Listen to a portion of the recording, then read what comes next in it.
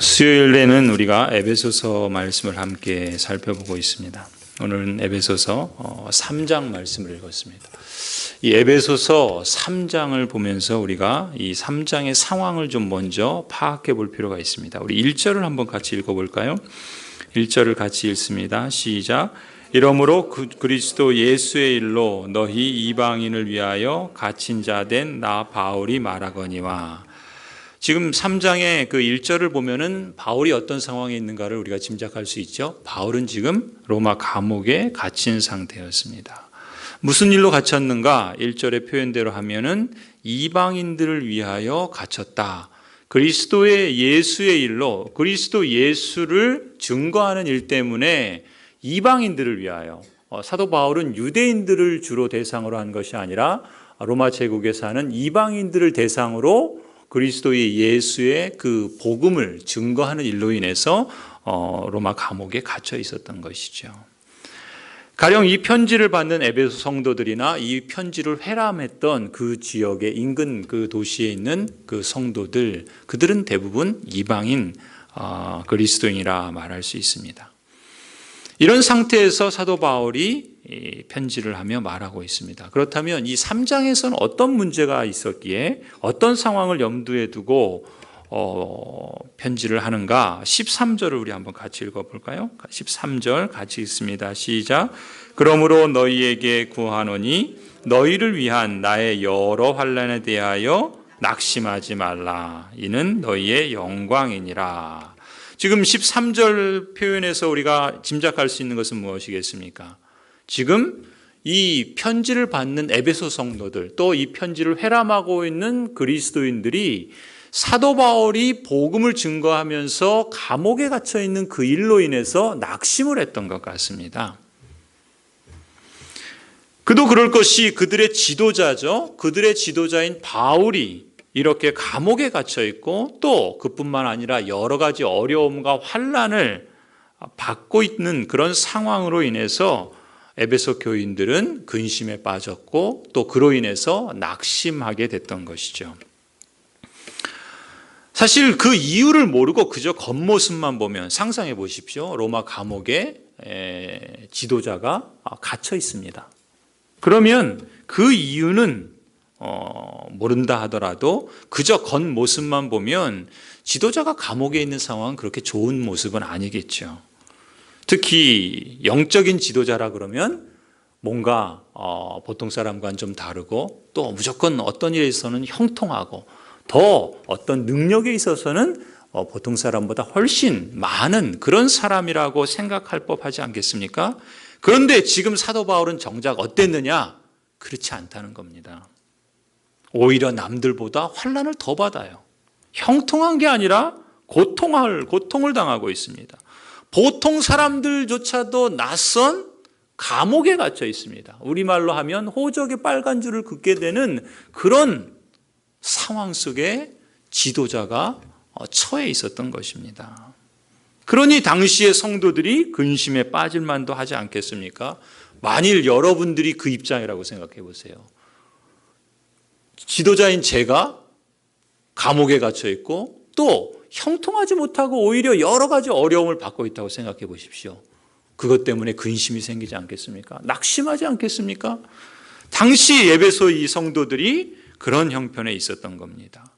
아니, 그것을 우리가 그대로 적용하지 않더라도 오늘날 우리도 그렇잖아요. 우리가 이 땅을 살아가다 보면 분명 우리에게는 하나님 나라의 생명이 있죠. 내가 그리스도인이요, 예수 그리스도가 나의 구주요 또 주님이라고 하신다면 나의 그 생명은 하나님께 있고 그 영원한 생명을 가진 자로서 나의 시민권은 하나님 나라에 속해 있다라는 것이 분명하지 않습니까? 그런 하나님 나라의 시민을 갖고 있는 영원한 생명을 갖고 있는 성도임에도 불구하고 때로는 여러분 자신이나 혹 교회 지도자들의 크고 작은 환난으로 인해서 낙심하지 않습니까? 근심이 생기지 않습니까? 우리에게도 그럴 때가 있기 마련입니다. 지금 사도 바울이 이런 상황을 염두에 두고 지금 3장을 기록하고 있는 겁니다. 자, 그렇다면은 이렇게 좋지 않은 상황, 근심하게 되고 낙심할 수밖에 없는 그런 상황이 있을 때, 그러면 이것을 어떻게 받아들이고 어떻게 극복할 수 있는가? 이게 이제 당시 성도들의 문제였고, 오늘 우리가 답을 얻고자 하는 질문이기도 한 겁니다. 그래서 오늘 우리는 이 에베소서 3장 말씀을 통해서 사도 바울이 사용했던 방법에 주목하려고 그래요. 사도 바울은 이런 상황과 환난과 또 성도들의 근심과 낙심에 처해 있는 상황 속에서 어떻게 이 문제를 접근하고 어떤 것을 가지고 이 문제를 풀어가는가, 그것을 우리가 주목해 볼 필요가 있지요. 바라기는 말씀의 영이신 성령께서 당시에 이 사도 바울에게 역사했던 것처럼 오늘 저와 여러분에게, 우리 공동체에게도 같은 영안을 밝혀주시고 이 말씀 속에 사도 바울이 찾았던 그 해답들을 통해서 우리에게도 그런 선명한 통찰과 또 영적인 유익을 주시기를 간절히 소원합니다. 먼저 우리 12절, 13절을 같이 다시 한번 읽어볼까요? 12절, 13절 우리 같이 함께 읽겠습니다. 시작.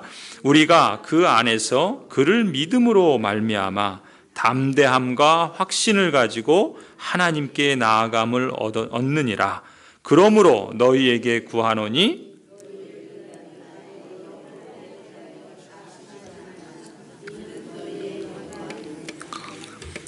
사도 바울은 지금 성도들에게 뭐라고 권면합니까? 12절에 자신의 상황과 여러 가지 환난으로 인해서 어떻게 하지 말라고요? 낙심하지 말라. 성도들에게 그렇게 권면하고 있습니다. 그런데 거기서 우리가 주목해야 할 점이 뭐냐면 13절을 시작하는 단어에 우리가 주목할 필요가 있습니다. 그 단어가 뭐죠? 그러므로입니다. 그러므로. 그러므로라는 말을 언제 써요? 그렇죠. 결론을 말할 때 쓰는 표현입니다. 무엇인가 이러이러한데 그것을 제시하고 근거를 제시하고 앞에 그러므로 이렇게 하라. 결론을 맺을 때 쓰는 표현이 그러므로잖아요. 그러니까 12절, 13절을 그런 내용으로 풀어서 한번 읽어보면 어떻게 되겠습니까? 12절, 13절을 간단하게 풀어서 설명하면 나의 여러 환난에 대해서 낙심하지 마십시오. 이렇게 결론으로 권면하고 있어요. 그럴 때 그 근거를 12절에서 제시하는 거죠. 뭐라고 제시합니까? 우리가 그 안에서 그를 믿음으로 말미암아 담대함과 확신을 가지고 하나님께 나아감을 얻게 되었기 때문입니다. 12절이 그 근거요, 그리고 13절은 결론의 말씀인 것입니다. 다시 한번 이렇게 말할 수 있겠죠. 성도 여러분, 우리가 그 안에서 그를 믿음으로 말미암아 담대함과 확신을 가지고 하나님께 나아가게 되었으니 그러므로 우리가 당하는 여러 환난에 대해서 낙심하지 마십시오. 사도 바울은 지금 이렇게 말씀하고 있는 것입니다. 환난에 대해서 낙심하지 않고 극복할 수 있는 비결은 무엇인가? 여러분은 어떻게 하십니까? 여러분이 어떤 환난을 당하고 어떤 어려움이 있을 때 여러분은 어떤 방식으로 그 문제를 받아들이고 그 문제를 처리해 나가십니까? 대개는 기도할 수 있겠죠. 사도 바울도 1장과 앞에 우리가 살펴보았던 1장 후반부와 그리고 이제 우리가 지금 보는 3장 후반부를 보면 기도합니다. 영적인 거장인 사도 바울이 기도하는 것은 어찌 보면 당연한 모습이겠죠. 사도 바울 역시 그런 환난과 어려움을 당할 때 기도할 수 있습니다. 그런 모습을 보입니다. 그런데 오늘 이 3장 우리가 읽은 이 대목에서는 사도 바울이 어떤 방법을 택하는가 보십시오. 그 방법은 무엇이냐면요, 앞서 12절에 제시한 근거 속에 있습니다. 그 근거를 가지고 이런 방식으로 여러 환난에 대해서 낙심하지 마십시오라고 그렇게 권면하고 있습니다. 그게 무엇인가? 그리스도 안에서 우리에게 허락된 지위, 그리스도 안에서 우리에게 허락된 그 특권, 그 지위와 특권을 선명하게 인식하고 그 은혜를 주신 하나님께 나아가는 것, 그게 사도 바울이 환난을 당할 때 그가 그 문제를 받아들이고 그것을 극복해 나가는 그의 방법이었다는 것입니다. 이렇게 말하니까 아직 감이 잘 안 잡히죠?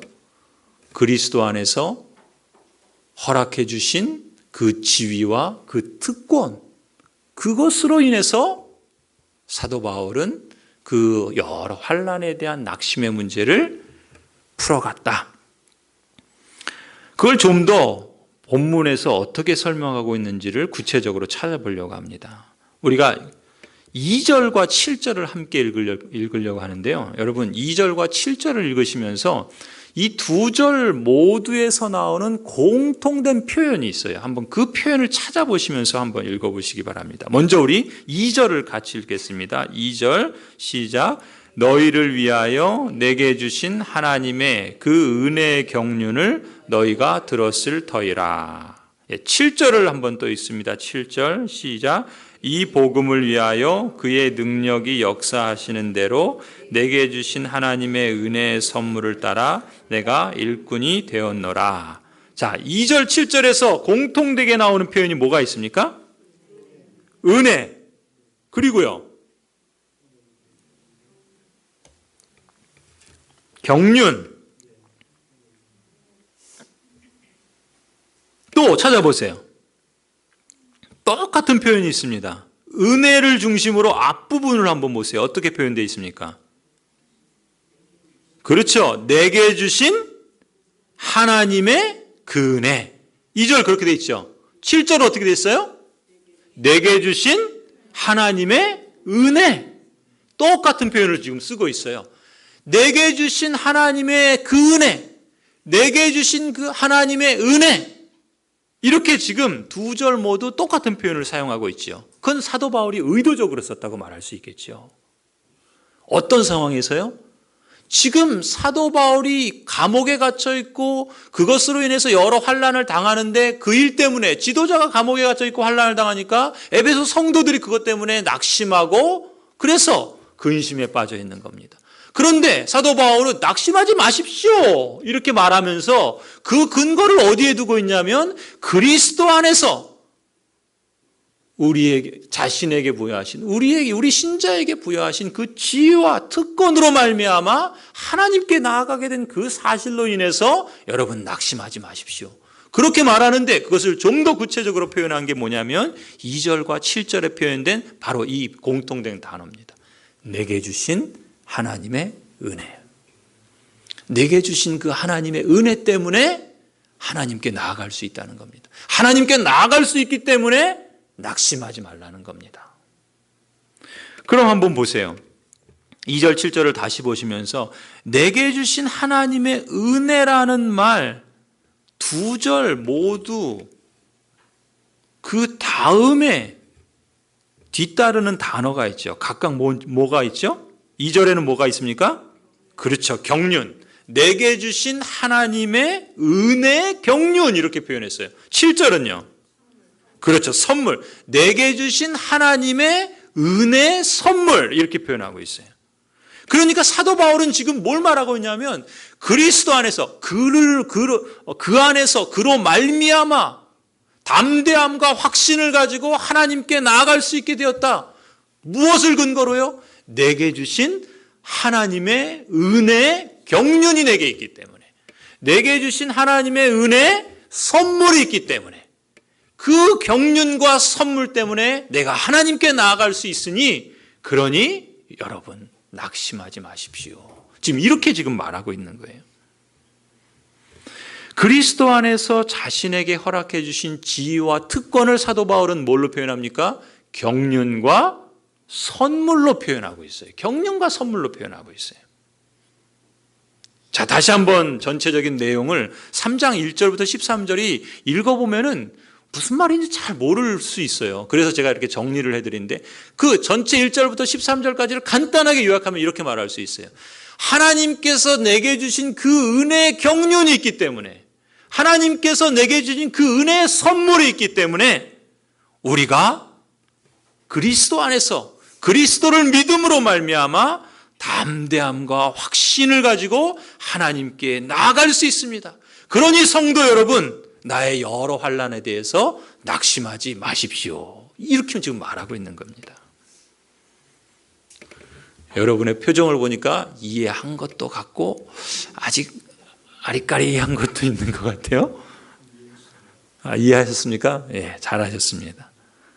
자, 그럼 도대체 경륜과 선물이 뭐길래 이것 때문에 하나님께 담대히 나갈 수 있다 그러고 그러니까 낙심하지 말라 그러는가? 이 경륜과 선물에 대해서 우리가 조금 더 살펴볼 필요가 있겠죠. 도대체 경륜과 선물이 그 환난의 고통과 낙심과 근심을 극복할 만큼 그렇게 대단한 것일까? 도대체 경륜과 선물이 뭐길래 그런 걸 주셨다고 환난을 당해도 낙심하지 않을 수 있는 걸까? 이 대답을 얻어야 바울이 지금 이렇게 담대함과 확신을 가지고 말하고 있는지 우리가 좀 더 감을 잡을 수 있을 것 같아요. 자, 그래서 우리가 이 두 가지를 함께 조금 더 살펴보려고 합니다. 첫 번째, 사도 바울이 내게 주신 하나님의 은혜의 경륜이라고 말했을 때 그게 뭐냐라는 거예요. 그게 뭐냐. 하나님이 내게 주신 은혜의 경륜이 있다. 그걸 뭐라 그러냐면 여러분 3절, 2절에 금요일이 있었죠? 3절에 보시면 뭐라 그러냐면은 내게 주신 하나님의 그 은혜의 경륜을 너희가 들었을 텐데 성도들이 들었다는 거예요. 사도 바울에게서 들었다는 거죠. 근데 그게 뭐냐면 계시로 내게 비밀을 알게 하신 것을 내가 먼저 간단히 기록해서 너희에게 알려줬다 그래요. 그러니까 내게 주신 하나님의 은혜의 경륜을 3절에서는 사도 바울은 뭐라고 표현했냐면 비밀이다. 또 이렇게 표현했어요. 그 다음에 4절을 보세요. 또 뭐라고 표현합니까? 또 비밀이 나오죠. 4절에. 무슨 비밀이요? 그리스도의 비밀 이렇게 말해요. 그리스도의 비밀. 그러니까 내가 앞에 간단히 기록한 내용을 가지고 여러분에게 전해줬는데 여러분이 그것을 읽으면 내가 그리스도의 비밀을 깨달은 것을 여러분도 알게 될 것입니다. 지금 이렇게 말해요. 그러니까 요는 뭐예요? 내게 주신 하나님의 그 은혜의 경륜이라는 것을 사도 바울은 3절에서는 비밀이라고 그러고 또 4절에서는 그리스도의 비밀이다 이렇게 표현하고 있어요. 9절로 보세요. 9절은 우리 같이 한번 읽어볼까요? 9절 같이 읽습니다. 시작. 영원부터 만물을 창조하신 하나님 속에 감추어졌던 비밀의 경륜이 어떠한 것을 드러내게 하려 하심이라. 또 같은 말이 있죠. 뭐가 있어요? 비밀의 경륜. 근데 그 비밀의 경륜을 앞에 설명해요. 뭐라고 설명하냐면 영원부터 감추어져 있던 것이라는 거예요. 영원부터 만물을 창조하신 하나님 속에 감춰졌던, 그러니까 하나님만 알고 계시던. 5절에는 뭐라 그래요? 5절에는 뭐라 그럽니까? 다른 세대에서는 사람의 아들들에게 알리지 아니하셨던 비밀, 이거예요. 이전에는 사람의 아들들에게 알리지 아니하시고 영원 전부터 창조주 하나님만 아시고 하나님 속에 감춰졌던 그 비밀, 그 그리스도의 비밀, 그 비밀의 경륜, 그것을 어떻게 했다는 거예요? 하나님께서 자신에게 계시로 알려주셨다는 겁니다. 내게 주신 바로 그 은혜의 경륜이 있다. 지금 사도 바울은 이렇게 말하고 있어요. 이게 점점 미궁 속으로 빠져들어가는 것 같아요. 그럼 도대체 어떤 질문이 생깁니까? 비밀은 뭔가? 또 이런 질문이 생기죠. 비밀은 뭔가? 근데 비밀이 뭔가라는 걸 미리 말씀을 드렸어요. 앞에 뭐라 그랬습니까? 앞에 이미 간단히 썼다 그랬죠. 그리고 그것을 여러분이 읽으면 알 수 있을 거다. 내가 그걸 알고 있다는 걸 여러분도 알 수 있고 여러분도 알게 될 거다. 그렇게 말하죠. 거기 3절에 그러잖아요. 내가 먼저 간단히 기록함과 같다. 그럼 내가 먼저 기록한 것이 뭔가요? 바로 에베소서 1장과 2장의 내용이에요. 에베소서 1장과 2장의 내용에서 사도 바울이 성도들에게 기록한 그 내용이 바로 하나님께서 내게 주신 은혜의 그 경륜, 바로 그리스도의 비밀의 내용인 거예요. 그 비밀의 내용을 사도 바울을 통해서 이제 에베소 성도들에게 앞에서 이미 간단하게 설명해 준 거예요. 그러면 은혜의 경륜이라는 것이 뭔지 이제 알게 되겠죠. 그 은혜 경륜이 뭡니까? 앞에 1장과 2장에 있는 내용이에요. 그러면 이제 그 은혜의 경륜이 도대체 뭔가, 그 내용이 그 뭔가라는 걸 우리가 알려면 어떻게 하면 됩니까? 앞에 1장과 2장의 내용을 읽어보면 알 수 있겠죠. 지금 말한 것처럼. 제가 5차례에 걸쳐서 이미 말씀드렸던 내용, 그게 뭔가 궁금하신 분들은 우리 교회 홈페이지에 보시면 수요예배 설교에 있습니다. 보시기 바랍니다. 들으시기 바랍니다. 그런데 또 그래도 설명을 해드려야 되잖아요. 그렇죠? 간단하게 설명하면 앞에 있는 내용을 설명하면 이런 겁니다. 하나님이 사도 바울에게 주신 은혜의 그 경륜, 이전 세대의 사람들에게는 알리지 아니하셨지만 이제 계시로 하나님께서 알려주신 그 비밀의 경륜, 그 내용이 뭐냐? 사실은 간단한 겁니다. 그게 뭐냐면요, 1장에서는 하나님께서 그리스도 안에서 나를 받아주셨다라는 내용을 말했어요. 그렇죠? 여러분 기억하십니까? 하나님께서 그리스도 안에서 나를 받아주셨는데 그것을 어떻게 하나님이 이루셨는가? 성부 하나님께서 창세전에 그것을 계획하시고 예정하셨죠. 그리고 성자 예수님께서 십자가의 그 피로 말미암아 구속하셨죠. 그리고 성령 하나님께서 그것을 우리의 구원을 인치시고 보증해 주셨죠. 1장에서 사도 바울은 그것을 설명해요. 성삼위 하나님께서 우리의 구원을 예정하시고 계획하셔서 그것을 그리스도 예수 성자 하나님께서 이루시고 십자가의 피로 성취하셔서 이제 성령 하나님이 그것을 우리에게 보증해 주시고 도장을 꽝 찍어서 인쳐 주셨다. 이게 첫 번째, 하나님이 그리스도 안에서 나를 받아주셨다는 것이 은혜의 그 사도 바울에게 주신 은혜의 경륜 첫 번째 내용입니다. 두 번째 내용은 무엇이었냐면 2장 1절부터 10장의 내용이었어요. 그건 뭐냐? 하나님께서 그리스도 안에서 나를 특별한 존재로 받아주셨다는 겁니다. 하나님께서 그리스도 안에서 나를 특별한 존재로 받아주셨다. 어떻게요? 영적인 상태로 볼 때는 그리스도 밖에 허물과 죄로 죽었던 나였는데 이제 그리스도 안에서 나를 그와 함께 살려주셨다. 2장 1절부터 10절의 내용이 그거잖아요. 또 삶의 주도권으로 볼 때 그리스도 밖에 있을 때는 내가 주인이어가지고 세상 풍조를 따르고 공중 권세 잡은 자를 사단에게 휘둘리고 있는데 휘둘리는지도 모르고 그렇게 살다가 그리스도께서 나를 그 안으로 불러주셨을 때 하나님께서 그리스도 안에서 그리스도와 함께 나를 일으켜 세워주셨다. 다시 부활하게 하셨다. 살려주셨다.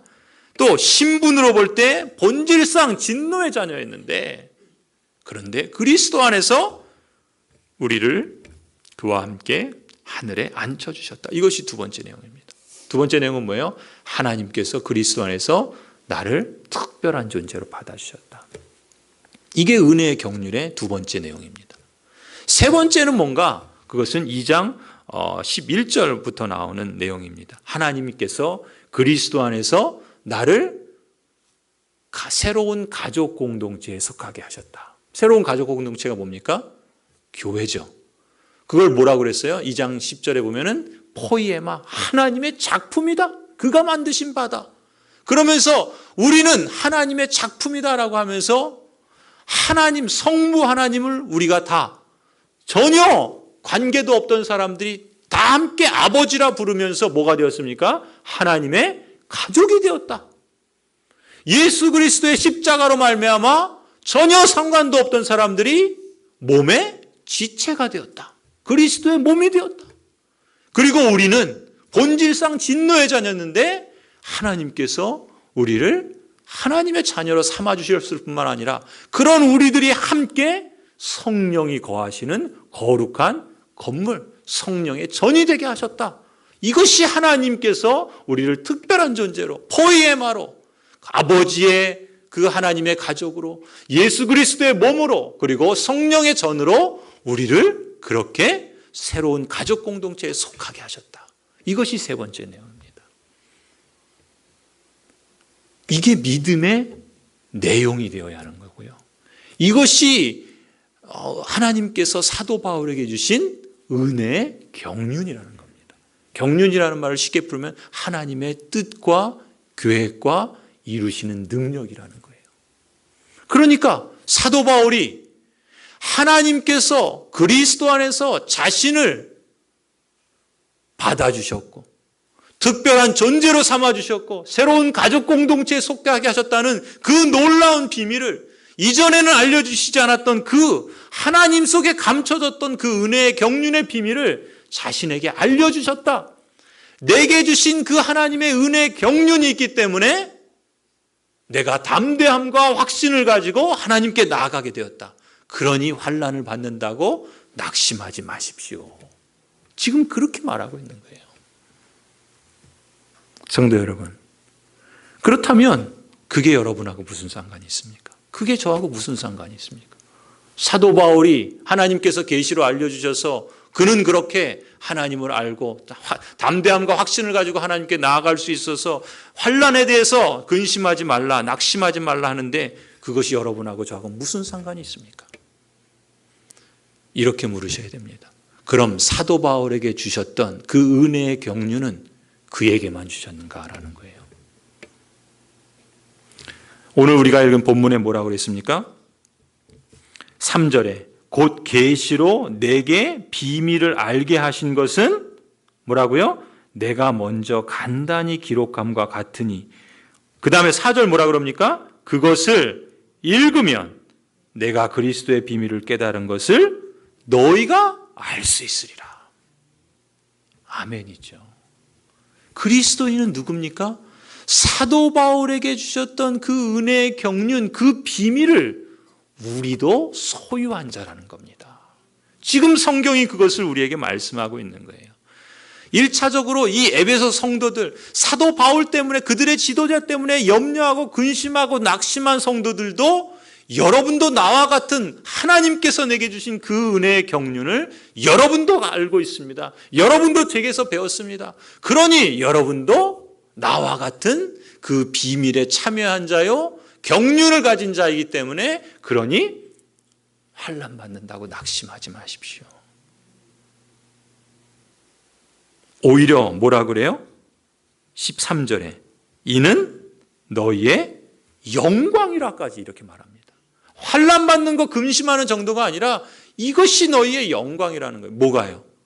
은혜의 그 경륜을 소유하고 있기 때문에 그것 때문에 복음으로 인해서 갇힌 자 된 그것이 오히려 낙심할 거리가 아니라 영광의 수단이 된다라는 것입니다. 여러분 사도 바울이 지금 그가 당하고 있는 환난과 눈에 보이는 현실에 집중하지 않고 그의 시선이 지금 무엇을 향하고 있는가를 여러분 보셔야 됩니다. 그것을 제대로 인식하고 선명하게 받고 그것을 자신의 것으로 확신할 때 담대함과 확신을 가지고 하나님께 나아가고 그가 당하는 그 환난들에 대해서 낙심하지 않을 수 있는 겁니다. 그래서 6절 보십시오. 사도 바울이 성도들에게 이렇게 말하는 겁니다. 거기 뭐래요? 이는 이방인들이 복음으로 말미암아 그리스도 예수 안에서 어떻게 되었다고요? 함께 상속자가 되고 그리고요 함께 지체가 되고 그리고요 함께 약속에 참여한 자가 됨이라. 이방인인 이 에베소 성도들이 그렇다는 겁니다.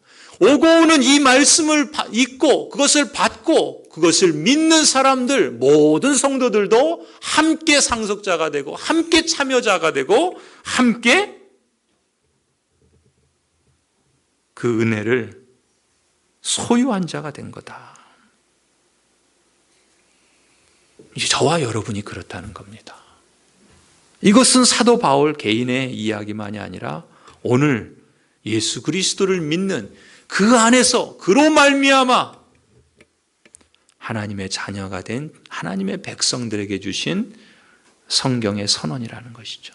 전에는 이방이었던 저도, 전에는 이방인이었던 여러분들도 이제는 그리스도 예수 안에서 사도 바울과 같은 동일한 특권을 가진 사람이라는 거예요.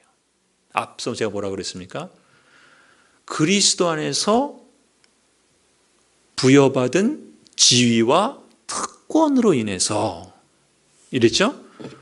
즉 뭐예요? 은혜의 경륜이라고 하는 사도 바울이 받은 그 특권을 우리도 받은 사람이 되었다.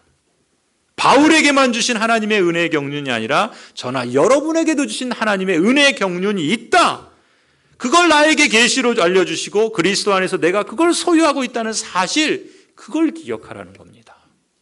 그걸 기억하라는 거예요. 그리스도 안에서 이런 놀라운 특권을 나에게 주셨다는 것에 감격하고 감사할 때 내게 주신 하나님의 은혜의 경륜이 있기 때문에 우리 역시도 그 안에서 그를 믿음으로 말미암아 담대함과 확신을 가지고 하나님께 나아갑니다. 그러므로 성도 여러분, 여러 환난에 대해서 낙심하지 마시기 바랍니다. 두 번째는 뭡니까? 지위죠. 지위. 내게 주신 그 지위. 그것을 뭐라고 그랬냐면 7절에서 보세요. 7절 뭐라 그럽니까? 내게 주신 하나님의 은혜의 선물이라고 그랬어요. 앞에서는 은혜의 경륜 그랬는데 뒤에서는 은혜의 선물. 즉 내게 주신 은혜의 선물이라는 것이 무엇인가? 그 7절을 보세요. 그 다음에 뭐라 그래 나옵니까? 내게 주신 은혜의 선물을 따라 내가 뭐가 되었다고요? 일꾼이 되었노라 그래요.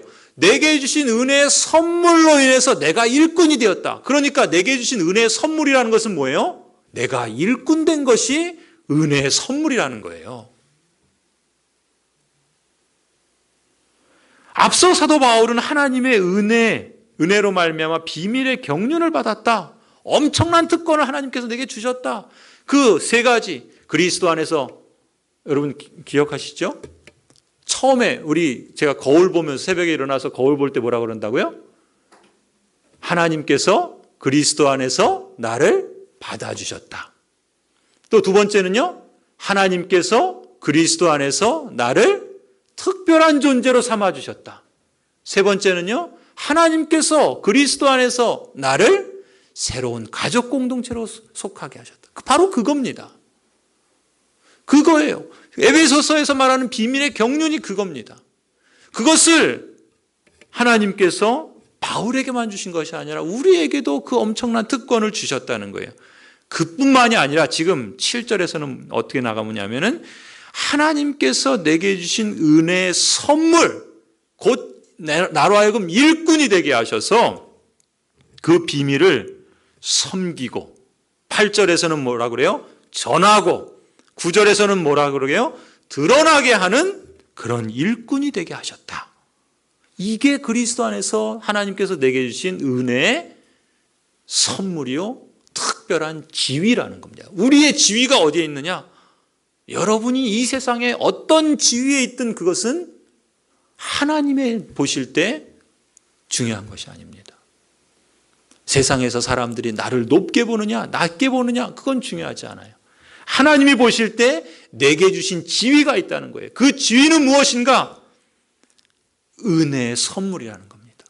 그 은혜의 선물을 따라서 내가 그것을 전하고 그것을 섬기고 그것을 드러나게 하는 일꾼이 되었다는 그 일꾼됨이 바로 내게 주신 특별한 지위라고 말할 수 있습니다.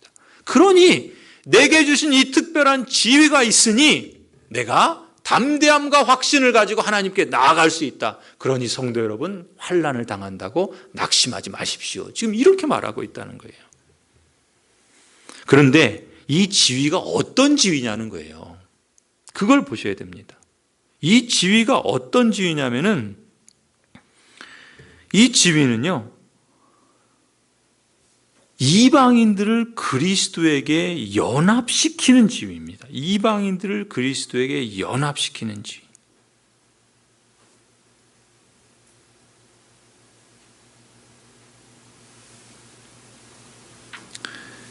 거기 보십시오. 6절을 보실까요? 6절에 뭐라 그럽니까? 이는 이방인들이 복음으로 말미암아 그리스도 예수 안에서 함께 상속자가 되고 함께 지체가 되고 함께 약속에 참여하는 자가 됨이라. 무슨 얘기예요? 그리스도 예수 안에서 함께 상속자, 함께 지체, 함께 약속에 참여한 자는 건 뭐예요? 이건 간단히 표현하면 그리스도가 계시는데 이방인들이 복음을 들어서 그 일꾼의 섬김을 통하여 이 그리스도가 계시는데 이 이방인들이 그리스도의 몸에 함께 참여하는 자가 되었다. 하나님과 그리스도와 함께 연합한 자가 되었다. 그걸 말하는 거예요. 그러니까 사도 바울에게 주신 은혜의 선물이라고 하는 것은 일꾼됨인데 그 일꾼됨의 지위는 뭐냐? 이방인들로 하여금 그리스도의 몸에 연합하는 자가 되게 하는 그런 특별한 그런 지위를 맡기셨다는 겁니다.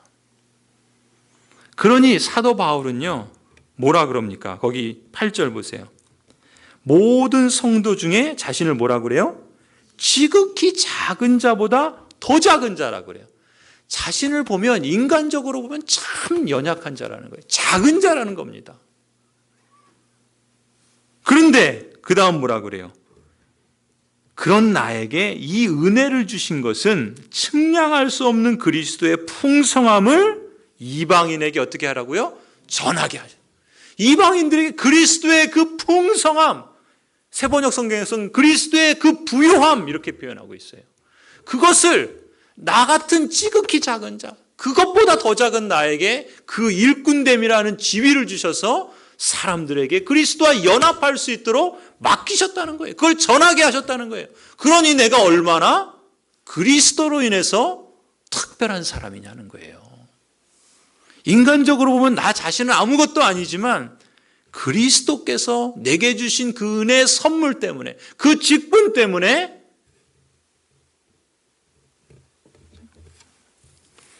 자신과 확신, 담대함과 확신을 가지고 하나님께 나아갈 수 있다는 것이죠. 그게 근거가 된다는 거예요. 그래서 사도 바울은요, 비록 자신은 작은 자보다 더 작은 자라고 자신을 극소화해서 낮추지만요, 자신의 연약함을 인정하지만요, 그런 자신에게 하나님께서 은혜의 선물로 맡기신 그 직분은 이 세상의 그 무엇보다도 가장 영광스럽고 고귀한 사명이라고 극대화시키는 거예요. 하나님께서 맡기신 이거보다 더 위대한 게 있겠느냐? 고귀한 게 있겠느냐? 영광스러운 게 있겠느냐? 여러분, 지금 사도 바울이 어떤 상황에 있습니까? 감옥에 있어요. 감옥에 있는 게 뭐가 영광스럽고 뭐가 위대하고 뭐가 그렇게 고귀합니까? 사람들은 눈에 보이는 현실을 봅니다. 그렇죠? 그게 전부라고 생각을 해요. 우리도 그렇잖아요. 내가 보는 것, 내가 경험하는 것, 내게 지금 맞닥뜨린 그런 상황들 속에 눈에 보이는 현실이 전부라고 생각합니다. 그렇게 보면 바울의 현실은 뭐예요? 죄수입니다. 감옥에 갇혀 있어요. 그것 때문에 여러 가지 환난을 당하는 상황입니다. 누가 봐도 좋지 않은 상황이에요. 누가 봐도 그것을 영광스럽게 생각할 수 없는 상황입니다. 바울을 지도자로 따르고 있는, 그래서 하나님 나라를 위해 함께 수고하는 이 성도들에겐 낙심할 수밖에 없는 그런 현실입니다. 오히려 바울을 따르지 않고 반대하는 사람들에겐 뭐예요? 옳거니 봐라, 바울이 가짜잖아 라고 비난하고 그를 깎아내리기 딱 좋은 구실이지 않습니까? 바울만 비난거리로 삼겠습니까? 그가 전하는 복음이 형편없는 거니까, 그가 증거하려고 하는 하나님 나라가 아무것도 아니니까 그렇게 감옥에 갇혀 있고 그렇게 환난을 당하지 않느냐, 이렇게 보이는 현실만 모든 걸 다 도매금으로 깎아내리기 좋은 그런 형편이었습니다. 그런 현실 상황, 그걸 눈앞에 있으면서도 사도 바울은 지금 뭘 봅니까? 현실을 다르게 보는 눈을 가지고 있다는 거예요.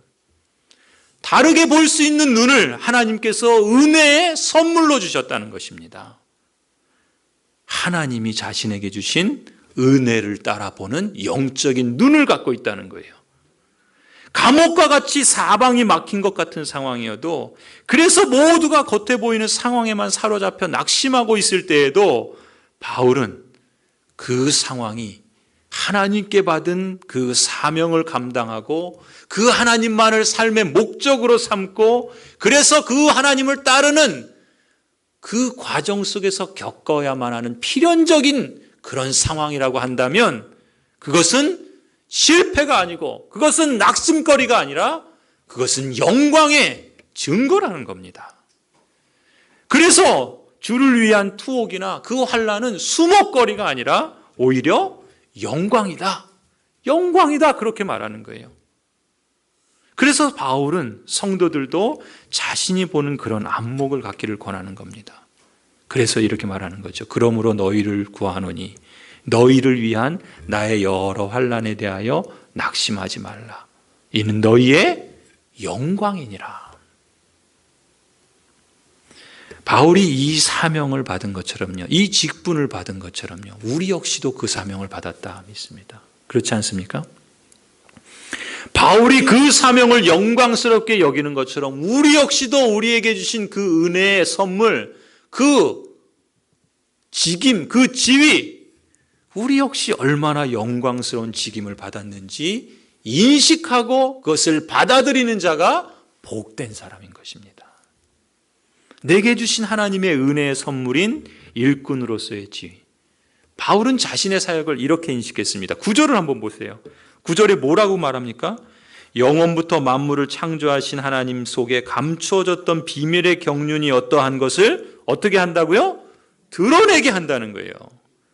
이 비밀이라는 것은 그 말 자체가 무스테리온이라는 단어가 뭐냐면 과거에는 감춰져 있던 건데 지금은 완벽하게 충분하게 드러났다라는 단어를, 이 비밀이라는 단어를 쓰는데 그것을 누가 합니까?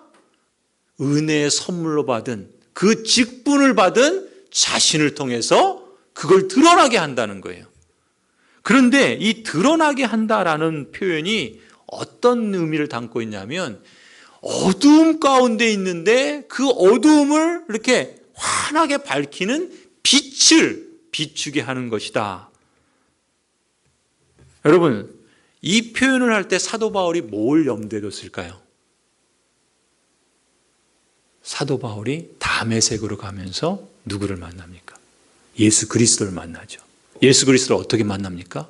빛난 광채 가운데 그의 눈이 멀 정도로 빛난 광채 가운데 예수 그리스도 부활하신 주님을 만나게 됩니다. 무슨 얘기예요? 사도 바울은 그 빛난 광채를 봄으로 인해서 자신이 눈을 뜨게 된 것을 경험한 사람이에요. 그런 것처럼 이제 그 그리스도 안에서 은혜로 주신 선물, 그 지위를 통해서 자신이 그 역할을 하는 사람으로 부름받았다는 겁니다. 그리스도의 빛난 광채를 봄으로써 자신이 이제까지 영적인 소경으로 하나님을 대적하는 자였었는데 이제는 그 눈을 뜨게 돼서 그 빛을 드러나게 하는 자로서 이방인들로 하여금 자신과 같은 그 영적인 체험을, 영적인 기적을 경험할 수 있도록 자신에게 그 특별한 지위를 허락해 주셨다는 겁니다. 사실 그런 점에서 사도 바울은 자신이 그 기적을 창출하는 사람이라는 부름을 받은 사람으로 인식한 겁니다. 여러분, 물리적인 기적만이 기적이 아닙니다. 영적인 기적도 더 놀라운 기적이죠. 여러분은 이미 그 기적을 체험한 사람들이라 믿습니다. 아멘? 왜요? 성령께서 이미 여러분 안에 초자연적인 기적을 일으키셨기 때문에 여러분이 그리스도를 인식하고 예수님을 주님이라고 고백하고 우리가 예배하면서 사도신경에 나오는 그 숱한 놀라운 초자연적인 일들이 믿어지고 그것을 아멘이라고 고백하는 사람이 되었다는 겁니다. 그것만큼 놀라운 영적인 기적이 어디 있습니까? 사실 이 기적이 더 놀라운 기적이죠. 영원한 가치를 갖는 기적이기 때문에 그렇습니다. 그런데 그 기적을 창출하는 사람으로, 그 기적을 나타내는 사람으로, 그 기적을 매개하는 사람으로 자신이 부름받았다. 그것을 인식하고 있다는 것입니다. 여러분, 우리는요, 어떻습니까? 우리 자신도 어찌 보면 사도 바울보다 더 작은 자인지도 몰라요. 사도 바울은 그 가문으로나 그 학식으로나 그의 그 열심으로 볼 때 소위 말하는, 요즘 말하는 우리나라에서는 뭐 스카이, 뭐 명문대학을 나오고 또 명문 가문에서 태어나서 그야말로 금수저 같은 세상적으로 볼 때도 부럽지 않은 그런 사람입니다. 그런데 자신을 뭐라 그래요? 그리스도 안에서 그 모든 것들은 배설물과 같은 것이다. 나는 작은 자 중에 지극히 작은 자다. 그렇게 말하지 않습니까? 그렇게 보면 우리는 더 작은 자, 더 연약한 자, 그런 느낌이 들지 않아요? 그러나 중요한 건 그게 아닙니다. 우리가 작은 자라는 것이 중요한 것이 아니라 그런 작은 자 중에 작은 자인 나에게 하나님께서 사도 바울에게 주셨던 그 은혜의 선물, 그 직분, 그 지위를 내게도 주셨다는 겁니다. 성도들에게 지금 그것을 말하고 있는 겁니다. 그러면서 그 직분은 결코 작지 않다는 것이죠. 그런 점에서 여러분이 맡은 직분, 여러분이 그 은혜의 선물로 받은 예수 그리스도 안에서 그 복음을 증거하는, 하나님 나라를 증거하는 그 직분이 얼마나 크고 영광스러운지를 깨달을 때 내가 작은 자이기 때문에 낙심하기보다는, 내가 그것 때문에 어떤 환난을 당하고 어려움을 당해서 낙심하기보다는 나 같은 작은 자를 통해서 그 빛을 비추어서 보게 하는 그런 초자연적인 기적을 일으키시고 그 큰 일을 맡겨서 이루시고야 마시는 하나님으로 인해서 낙심하지 않는다. 낙심하지 말라. 그렇게 말하는 것이죠. 성도 여러분, 내게 주신 하나님의 은혜의 선물, 일꾼이라는 사명과 그 지위가 있기 때문에 우리가 그 안에서 그를 믿음으로 말미암아 담대함과 확신을 가지고 하나님께 나아감으로습니다. 그러므로 여러 환난에 대해서 낙심하지 마십시오. 내게 주신 그 특권과 내게 주신 그 지위, 예수 그리스도 안에서 내게 주신 그 은혜의 경륜과 그 은혜의 선물이 바울만이 아니라 에베소 성도들만이 아니라 오고 오는 모든 그리스도인들과 오늘 저와 여러분에게 동일하게 주신 은혜의 경륜이요 선물이라는 것입니다. 그 사실을 보고 기억하고 그것으로 우리에게 당하는 환난에 대해서 낙심하지 말자. 이것이 지금 사도 바울이 그가 직면했던 현실의 그 환난에 대해서 대처했던 방식이죠. 바울처럼 우리 역시 이렇게 고백할 수 있기를 바랍니다. 히브리서 12장 28절, 이 한 절만 우리 함께 찾아서 읽고 설교를 마치겠습니다. 히브리서 12장 28절, 신약성경 368쪽입니다.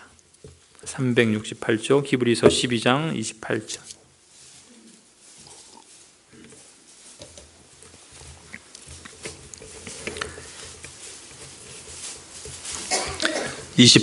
우리 찾으셨나요? 368쪽. 네, 우리 같이 한 목소리로 함께 읽겠습니다. 시작. 그러므로 우리가 흔들리지 않는 나라를 받았은즉 은혜를 받자 이로 말미암아 경건함과 두려움으로 하나님을 기쁘시게 섬길지니. 아멘. 우리에게 뭐가 있다고요? 우리가 무엇을 받았다고요? 흔들리지 않는 나라를 받았다. 이게 뭡니까? 하나님의 나라죠. 그 하나님의 나라는 어떻다고요? 흔들리지 않습니다. 흔들리지 않는 나라를 받은 사람이라는 인식이 있으면 이 세상이 우리를 흔들어도 낙심하지 않는 겁니다. 흔들리지 않는 나라를 받았기 때문에 은혜를 받자.